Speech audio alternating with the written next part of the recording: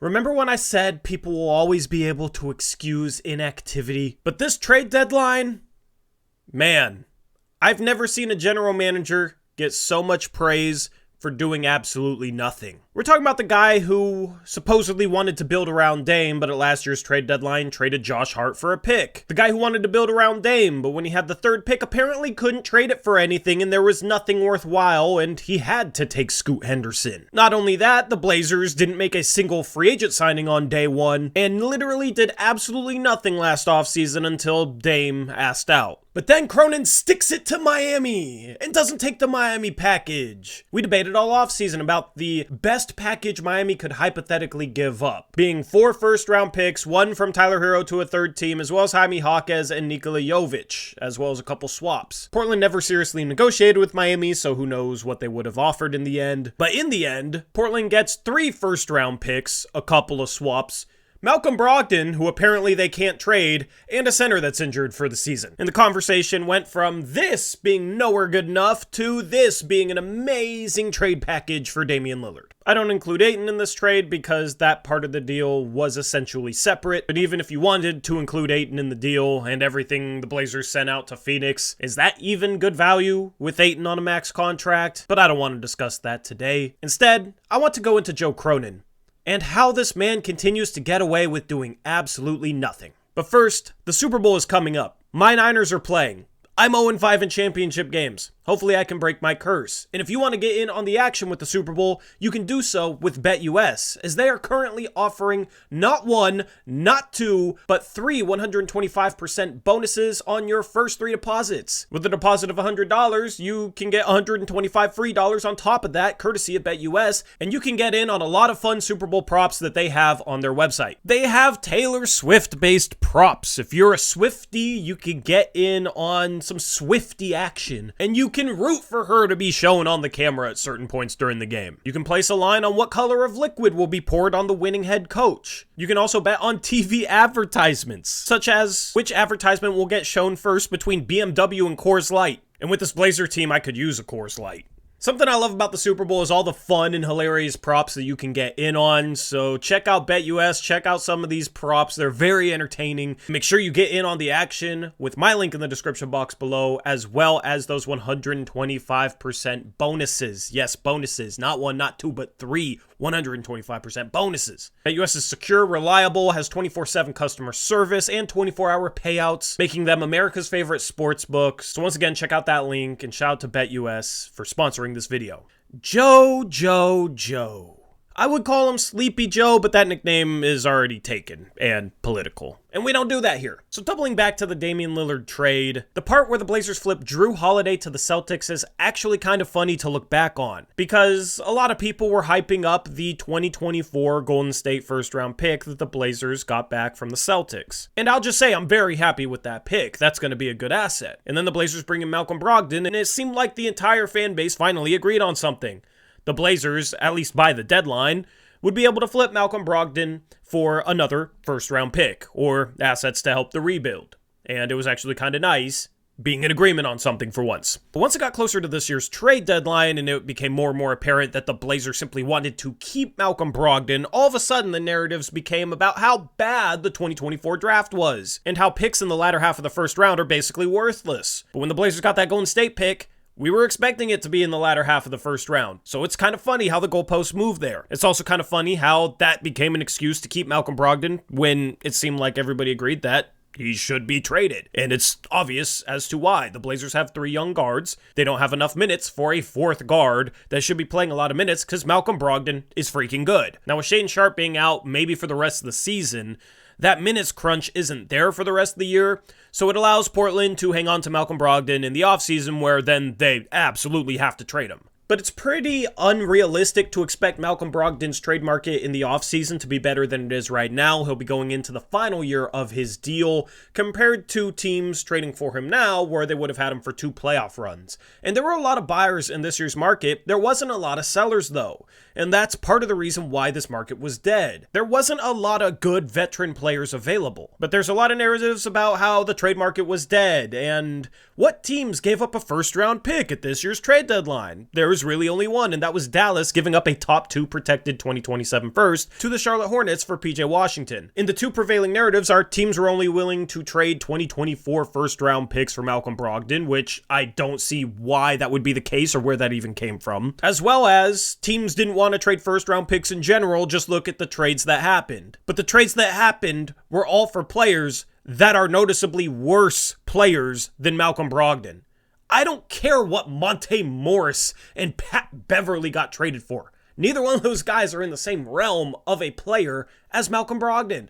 Malcolm Brogdon this past offseason had the 30th pick traded for him, where he was supposed to be going to the Clippers, but then the Clippers didn't want to waive his physical, which they would have had to do to get the trade through on time before the new league year. So with injury questions and in a better draft, a team was trying to trade a first-round pick for Malcolm Brogdon. I know it was the last first-round pick of the draft, but it's safe to assume that Malcolm Brogdon, as he's been healthy pretty much all season long and playing well, has played his way into a little higher trade value at this year's trade deadline. And a lot of teams will normally maybe overpay a little bit for a veteran at the trade deadline if they feel like that guy can be a missing link to a championship run.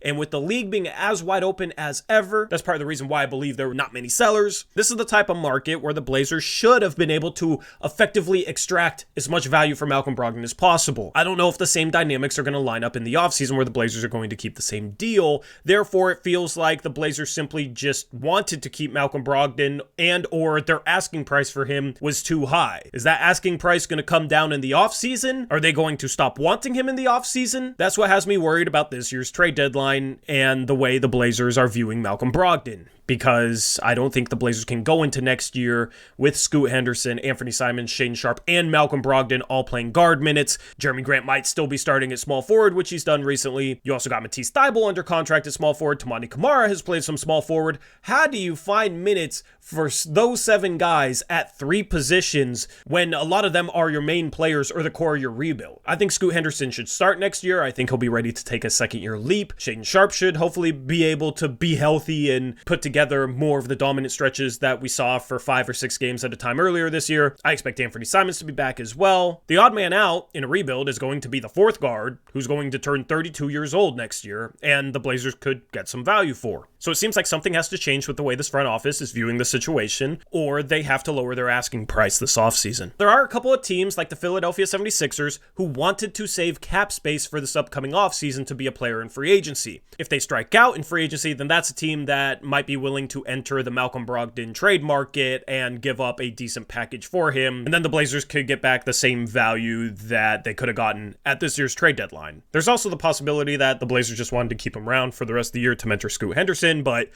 I think veteran mentorship has gotten extremely overrated. We have no way of knowing how much Malcolm Brogdon has helped Scoot Henderson, but I feel like Malcolm Brogdon gets way too much credit for Scoot Henderson improving.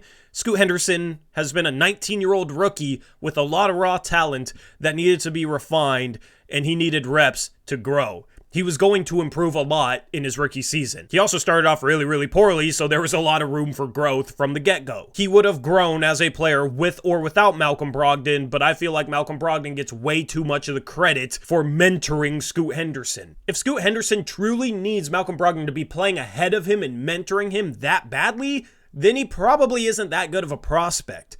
You got a head coach who's a former point guard that should be able to handle some of that. And the Blazers can also bring in a third-string point guard that's a veteran to mentor Scoot as well. The Blazers actually had that set up in the past with Damian Lillard, who started and played heavy minutes right away as a rookie. And Lillard has credited Earl Watson, who barely played and was behind him in the pecking order, for a lot of the veteran mentorship early on in Dame's career. That is the ideal veteran mentorship setup for Scoot Henderson going forward instead of Malcolm Brogdon. Now, I do think it was a good move to bring Scoot off the bench when he was struggling and let him get his sea legs, so to say, coming off the bench, not playing heavy minutes, protecting his confidence a little bit because the start of the season was very, very rough. But he's started to turn it around lately. He's started to play really, really good. And the downside of this is, even in a game, for example, against the Milwaukee Bucks, where Scoot Henderson has 15 points in the first half and looks great, he makes a couple of mistakes in the second half. Chauncey doesn't trust him anymore and only plays him 9 minutes in the second half, despite how good Scoot Henderson was for the majority of that game. And instead ends with Malcolm Brogdon, and Brogdon ends up playing like 36 minutes. Scoot plays 22 when he had 15 points, was efficient. That's not good. That's not good. I understand that they're going to try and win games even in a rebuild, even in a down year, but they also need to prioritize development. And when Scoot Henderson is playing well enough where he might be the best option to help you win a game, then you got to roll with him because you're also developing him. You're also giving him the NBA reps that he needs. And I think it's a great idea to continue to let Scoot Henderson build upon any successful stretch of play he has, as well as letting him work through some mistakes, especially when he's played well earlier in the game, because that isn't something that should mentally destroy him. And you can also learn a lot from your mistakes. You can learn a lot from failure. You can learn a lot from being put in uncomfortable positions.